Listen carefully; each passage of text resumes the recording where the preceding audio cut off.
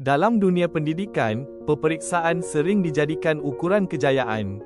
Tapi realitinya, tidak semua pelajar mampu cemerlang setiap kali. Kegagalan dalam peperiksaan bukan hanya memberi kesan akademik, malah boleh menggugat emosi dan keyakinan diri.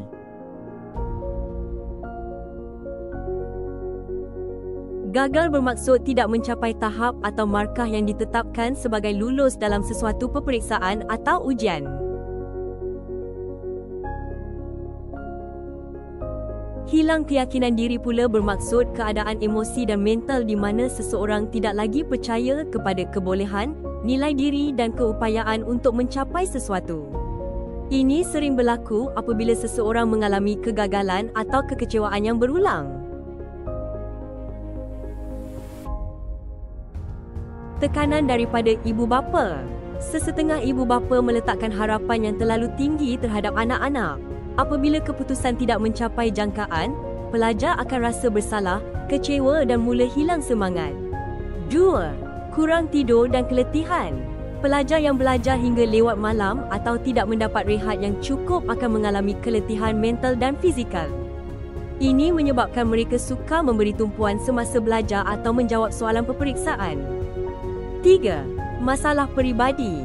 Konflik dalam keluarga, isu persahabatan atau perasaan tidak stabil boleh menjejaskan prestasi akademik. Emosi yang terganggu menjadikan pelajar sukar fokus dan hilang minat terhadap pelajaran. 4. Belajar last minute. Ramai pelajar hanya mula ulang kaji beberapa hari sebelum peperiksaan. Dan ini membuatkan mereka mudah panik dan hilang keyakinan semasa menjawab soalan. Jadi, apa kesan yang akan dihadapi? Pertama, pelajar jadi pendiam, tidak mahu bergaul dan menjauhkan diri dari kawan serta keluarga. Kedua, otak tak dapat fokus, tidak faham apa yang guru ejar dan emosi jadi tidak stabil. Pelajar jadi cepat marah atau murung. Ketiga, apabila motivasi jatuh, bukan satu subjek sahaja yang terjejas. Subjek lain pun turut menurun sebab hilang minat nak belajar. Dan akhir sekali, pelajar akan mula rasa putus asa, tidak nampak hala tuju dan fikir tidak ada masa depan untuk mereka.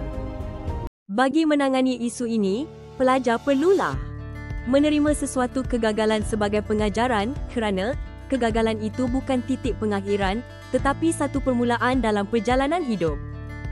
2. Berceritalah dengan ibu bapa apa yang sedang dilalui dan bagaimana mereka boleh bantu memberi sokongan. 3. Kongsi masalah dengan orang yang dipercayai seperti guru, kaunselor atau sahabat. Ini dapat membantu melegakan beban di dalam hati. 4. Luangkan masa untuk diri sendiri. Ambil masa untuk lakukan perkara yang disukai seperti melukis, bersenam, menulis jurnal atau hanya berehat seketika daripada tekanan belajar. 5. Elakkan kafein atau alat elektronik sebelum tidur untuk kesihatan mental dan fokus belajar. Badan yang segar membantu minda lebih bersedia. Akhir sekali, sediakan jadual belajar yang konsisten dan teratur membantu membina disiplin dan keyakinan dalam menghadapi peperiksaan. Kita teruskan dengan aplikasi kemahiran kaunseling. Yang pertama sekali ialah kemahiran mendengar secara aktif. Kemahiran ini melibatkan kaunselor memberi perhatian sepenuhnya kepada pelajar semasa sesi kaunseling tanpa mengganggu atau menghakimi mereka. Pelajar yang gagal biasanya memendam rasa kecewa atau malu. Bila mereka dilayan dengan penuh perhatian dan dihormati, mereka akan lebih terbuka untuk berkongsi perasaan. Ini membina kepercayaan dan membolehkan kaunselor memahami masalah sebenar. Yang kedua ialah kemahiran menunjukkan empati. Empati bermaksud memahami perasaan orang lain dari perspektif mereka, iaitu seperti meletakkan diri dalam kasut mereka. Dengan menunjukkan empati, kaunselor menyampaikan mesej bahawa perasaan pelajar adalah wajar dan difahami. Ini dapat mengurangkan rasa malu atau terasing dalam diri pelajar yang gagal. Yang ketiga ialah kemahiran soalan terbuka. Soalan terbuka ialah soalan yang tidak memerlukan jawapan ya atau tidak. Contohnya, boleh kamu ceritakan apa yang kamu rasa selepas keputusan keluar? Apa yang kamu fikir menyebabkan perkara ini berlaku? Soalan ini membantu pelajar meluahkan fikiran dan emosi secara mendalam. Bukan sekadar jawapan ringkas, ia juga mendorong pelajar untuk mengenal pasti punca masalah dan berfikir ke arah penyelesaian. Seterusnya, kita akan teruskan dengan peranan guru bimbingan dan kaunseling. Yang pertama sekali ialah mengesan awal masalah pelajar.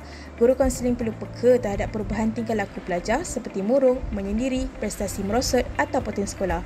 Tanda-tanda ini mungkin menunjukkan pelajar sedang mengalami tekanan emosi akibat kegagalan dan hilang keyakinan diri. Seterusnya, dengan menjalankan sesi kaunseling individu atau berkumpulan. Sesi ini memberi ruang selamat kepada pelajar untuk meluahkan perasaan dan memahami punca kegagalan. Kaunseling individu fokus kepada masalah khusus pelajar, manakala kaunseling berkumpulan boleh membantu pelajar sedar mereka tidak keseorangan dan berkongsi pengalaman serta strategi mengatasi tekanan.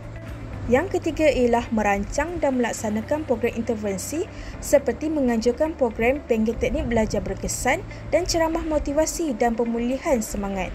Ia bertujuan memberi pelajar kemahiran tambahan dan semangat baru untuk bangkit selepas kegagalan.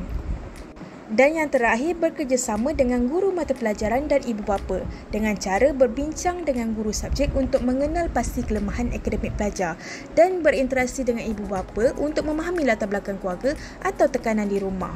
Ia bertujuan memastikan pelajar mendapat sokongan menyeluruh dari semua pihak, bukan sahaja di sekolah tetapi juga di rumah. Kita teruskan dengan cadangan dalam mengatasi isu ini. Yang pertama sekali ialah laksanakan program pemulihan akademik dan emosi.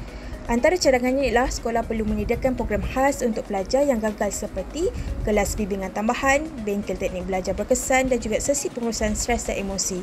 Ia bertujuan untuk membantu pelajar mengatasi kelemahan pelajaran dan tekanan emosi akibat kegagalan serta membina semula semangat untuk mencuba lagi. Yang kedua pula ialah libatkan ibu bapa dalam proses pemulihan pelajar. Antara cadangannya ialah jalankan taklimat ibu bapa tentang cara menyokong anak selepas kegagalan, peranan ibu bapa dalam membina semangat dan disiplin anak dan galakkan komunikasi berterusan antara ibu bapa dan guru kaunseling. Ia bertujuan untuk ibu bapa memainkan peranan penting dalam memberi sokongan emosi di rumah dan membantu pelajar kembali pulih secara menyeluruh. Kita teruskan dengan implikasi negatif, iaitu jika tidak ditangani dengan berkesan. Apa yang berlaku ialah kemerosotan emosi dan kesihatan mental. Pelajar boleh mengalami tekanan, kemurungan, rasa tidak berguna dan dalam kes ekstrim keinginan mencederakan diri atau putus asa dalam hidup. Kegagalan yang berulang tanpa bimbingan boleh menyebabkan pelajar menolak potensi diri dan berhenti mencuba.